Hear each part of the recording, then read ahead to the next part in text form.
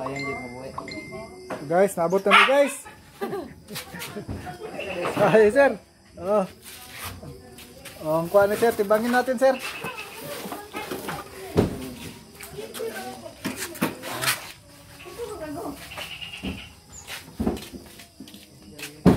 Ano yung kuha? Nandun ng plato sa timbangan. Sige naman. Ito mag-ilaw.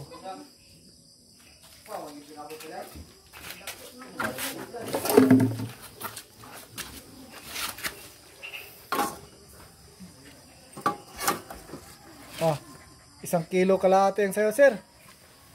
Pili na pang ulam. Sa akin. Itong sa akin, guys, oh. Libre na pang ulam. Wag. Yan, bibilang natin yung mga malaki. 4 kilos. 1/4 guys, yung isa. Kalahati na. Pakitok.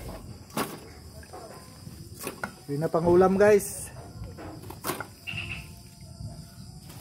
Kunti lang ngayon, maraming bugaong. Ay, gunggong.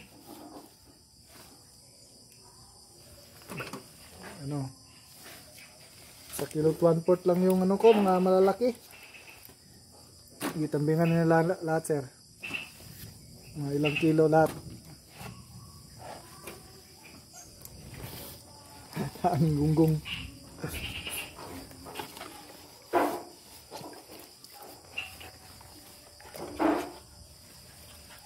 Uli lahat guys, mga gunggong.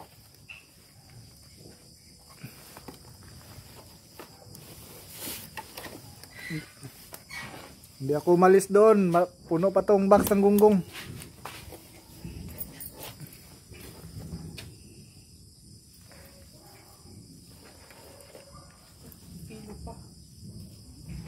Gunggong lahat guys. Ay. May nalang na kutog wala. Uy, gunggong ani kani. Ayun. Sarap tong gunggong guys, iskabiche. Yung nagpan. I-arrange mo ma'am. Tukso, uy pa. Mga 3 kilo.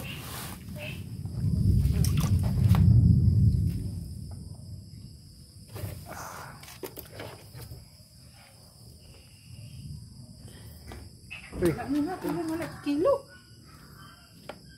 Sobra. Talon. Asa pa ka nagkuha ng dagana ng inani ay. Biyaan ganin na mo. Huwag na mo biyae. Gamay rin garo. Yung mga 2 kilo siguro. Oh, 3 kilo guys, yung kuha ko, yung huli. Pabingwit, 2 kilo siguro gonggong huwag biyaan. 3 kilo. Sabi na pang ulam. Pang ulam lang tong sa amin. 3 kilo. Kay sir, 1 kilo kalahati. Ito po diya inanak pod. Oh, may mga malaki pa kasi sir. Sabi mo. Ano siya dako. Ako kay bugaong, kakito, kulibalay, wala siya kikiro. Pakikitok. Wala siya kitok.